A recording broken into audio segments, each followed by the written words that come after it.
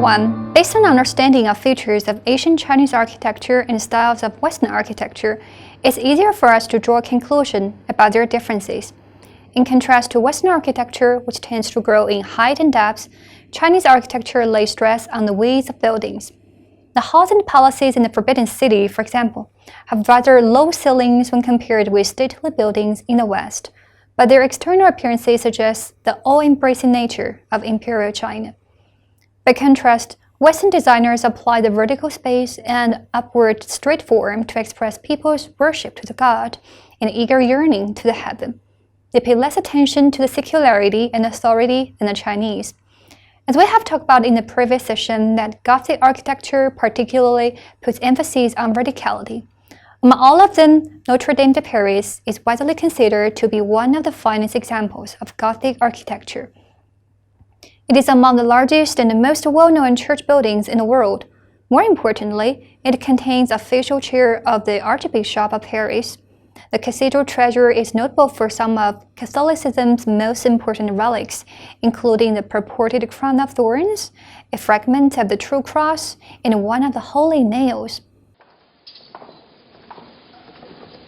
Locked away in a safe, these are Notre Dame's most precious relics, the relics of the Passion. The crown of thorns supposedly worn by Christ during his crucifixion, a piece of wood from the cross, and a nail. The Knights of the Holy Sepulchre keep a close watch on the relics.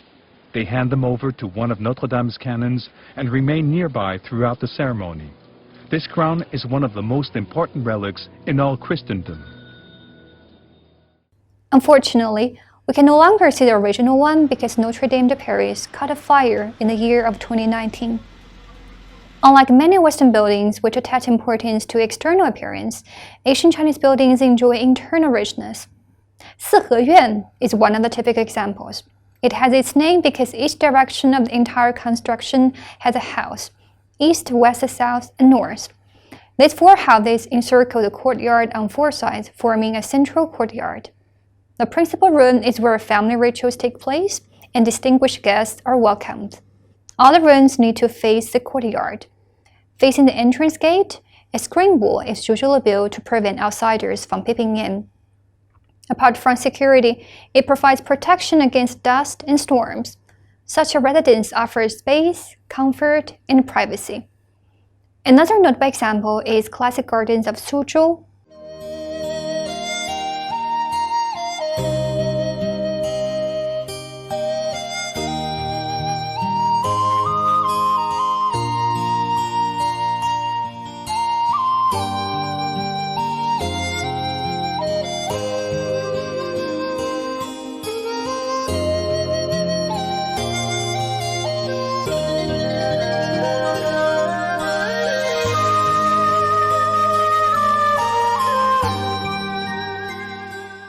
In the garden, a path seems to end. All of a sudden, a new world is rolled before you.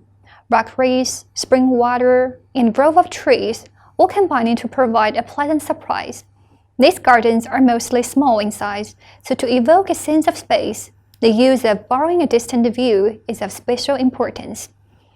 It enables visitors to look outside the gardens to enjoy a new and greater view. Windows are always designed in the shape of fan, and visitors can view bamboo groves in the mountain outside. Each window view becomes equivalent of vivid traditional Chinese painting. More interestingly, through the windows, visitors may see different views and different angles. Thus, the composition of a garden becomes infinitely enlarged. Among Suzhou classic gardens, Lion Grove Garden is one of the representatives of Asian Chinese style with rich internal layout. The most attractive scenery of the garden is a rockery, which is mostly made of the limestone from Taihu Lake. The rockery can simply divide the space, decorate the environment, protect the slope, and be a natural flower pot. Reputed as a kingdom of rockery, the rocks there are piled up skillfully and ingeniously. Most of them look like lions fighting, sleeping, or even dancing. Without rockery, a garden could not be considered an authentic Chinese-style garden. Western tourists may find that in this garden there are no sculpture, as often seen in a European garden. Actually, rockeries are as important to a Chinese-style garden as sculptures are to a European-style garden. and may signify even more. Traditional Chinese buildings are mostly built with wood, while stone is largely used in Western architecture. Ancient Chinese architecture features timber framework as a supporting structure. That is to say, walls bear no load and separate space only, so windows and doors will not be restricted to certain locations on the walls. Timber framework is resistant to earthquakes, but vulnerable to fire.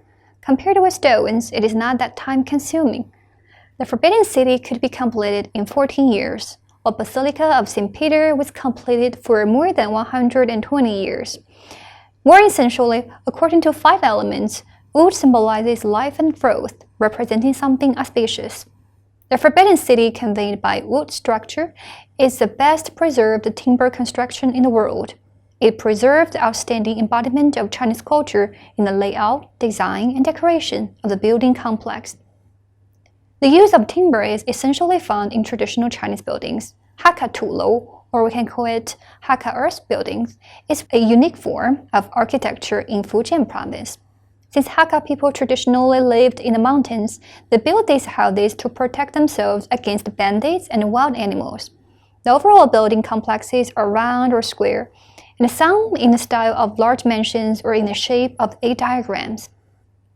There are usually 3 to 4 floors, but the tallest complexes have up to 6 floors, including the houses in the yard. Such buildings usually hold more than 50 families. As you can see that halls, wells, storage houses, domestic animal houses, and other public houses are all located within the yard. Quite different from traditional Chinese buildings, the stone is the essence of Western architecture. Parthenon Temple is one of the representatives. It was created as a tribute to the goddess Athena, which was thought to be the temple of Virgin Goddess. Historical accounts reveal this was once a shining temple. Inside, a nearly 40-foot-tall statue of the goddess Athena. In her hand, a human-sized figure of Nike, the goddess of victory.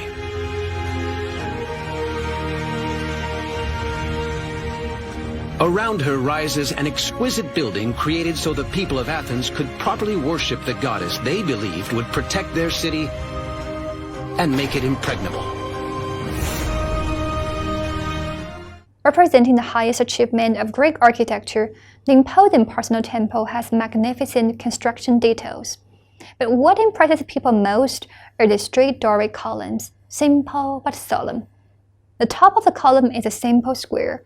The column itself has 20 small sides. There is no base and bottom of it. Experts later have carried out a careful study and found out that the ratio of the height and width of its side gable is approximately 1 to 1.6. That is just the golden ratio, or golden section, in mathematics that the Greeks are extremely fond of. No wonder the Parthenon Temple is so elegant and graceful to the eye. Quite interesting, it appeared that the design and construction of the Forbidden City also comply with the golden section rule. That is to say, human beings, regardless of nationality, share the common goal of the pursuit of beauty. Well, from the early styles of Western architecture to distinctive features of traditional Chinese buildings, we have tried to notice their remarkable differences. And of course, there are still a lot of architectures waiting for our appreciation between China and the West. Now it's time to review how much we've learned today. Question number 1. In which way the classic gardens of Suzhou enjoys its internal richness?